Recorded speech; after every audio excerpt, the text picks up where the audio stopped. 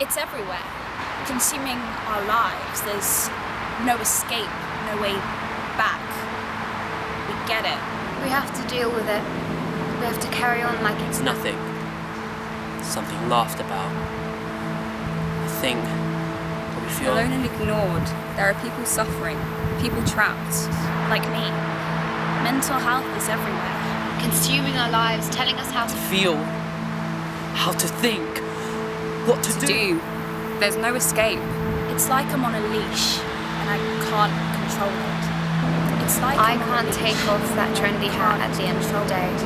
I was in a whirlwind of emptiness. Climbing to the top of a mountain with a backpack of rocks. I was in a whirlwind of emptiness. I was in a whirlwind of emptiness. I was in a whirlwind of emptiness. Climbing to the top of the mountain. Climbing to the top of the whirlwind mountain with of a backpack emptiness. of rocks. I don't remember when I first encountered anxiety. I don't remember not having it. Some days I'm okay. I feel free. Other days it's bad. It's like I'm on a leash and I can't control it. I can't tell it to stop or slow down. It controls me. And I'm constantly overthinking everything, making up scenarios which I know aren't actually possible, but I still can't help but believe it. The worst are the anxiety attacks, when I no longer have control over myself. I start shaking and I can't stop, I can't control my breathing. I fixate my eyes on something and suddenly nothing is clear. And people walk by, watching as the tears are streaming down my face. But they're always too scared to comfort me. How do they think I feel? But sometimes there's that one person trying to help me to breathe. And I just want to scream out because everything hurts. My throat is throbbing in pain with every breath. My mind is racing with so many different thoughts. And at the same time it's empty. And even when it's over and I can breathe properly again, I feel emotionally and mentally drained. I feel empty and vulnerable. I'm still scared.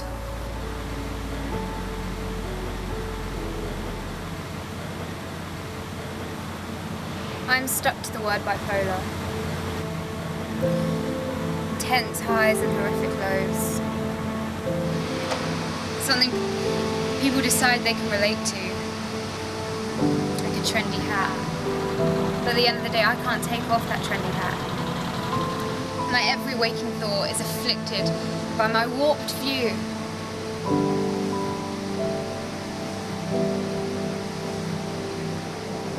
When I'm on a high, things are really, really good. Colours are brighter, music's more powerful. I can do anything, I can be anything. I can create anything. And in those moments, I wouldn't change my bipolar brain. But when I'm low, I don't want to see the sun at all. I can sleep for hours just trying to escape life. Everything is dark. There's only one looming, terrible way out. It's all sucked into this black hole. I don't think I'd change my bipolar mind, even if I could. But when I start hysterically crying over burning a piece of toast, or I think it's cool to stand on my friend's phone and break it for the banter, it's not fun. It's not fun at all.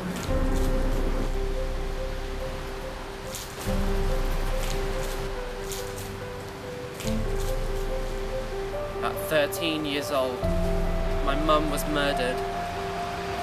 Shortly after, I was diagnosed with PTSD, post-traumatic stress disorder.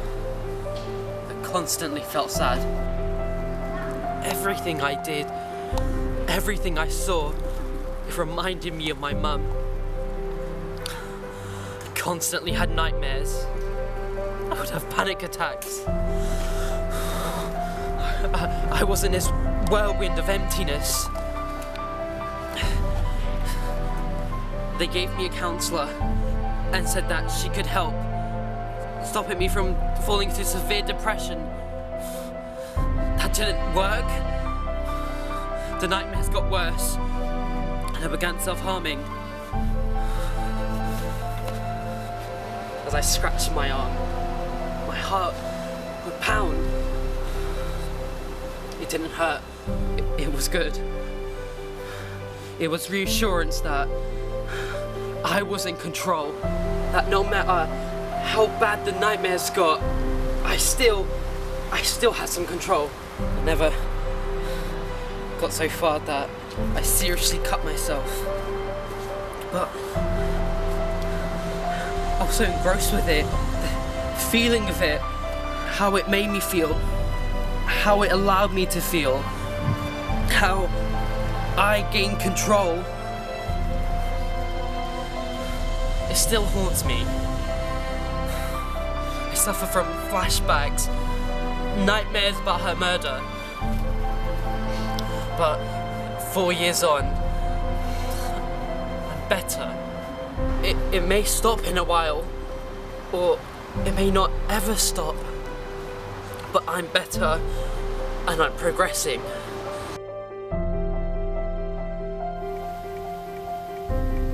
I find it hard to concentrate for long periods of time. I get distracted easily.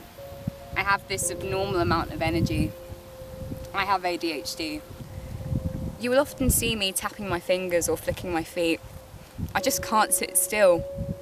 I can't focus as well. A task will be set and hours later I won't even be halfway through. It's like I'm climbing to the top of a mountain with a backpack full of rocks. People are racing ahead of me and I'm trying to catch up with them, but I can't move as fast. Before I was diagnosed, people would get frustrated at me. Teachers would get annoyed that I wasn't paying attention in class. My parents would get angered because I wasn't completing work and was getting into trouble. It made me feel horrible. I was being blamed for something I couldn't control. I didn't know how to take the rocks out of the backpack. But when I was diagnosed, it became easier. I took the medication, some rocks out of my bag, and set a routine, and the climb became less painful. It's like I'm on a leash and I can't control it. I can't take off that trendy hat at the end of the day. I was in a whirlwind of emptiness. I'm climbing to the top of a mountain with a backpack full of rocks. I was climbing in a to the whirlwind. top of a mountain with a backpack full of rocks. In a whirlwind. I'm climbing to the top of a mountain I with a can't take backpack off full of that rocks. trendy hat at the end of Climbing the to the day. top of a mountain with a backpack. I can't take off that trendy Climbing to hat the at top of a the end mountain of with a the day. backpack full of rocks. Some days I'm okay. I feel free. When I'm on a high, things are really, really good. I'm coping, and I'm progressing. And the climb became less painful.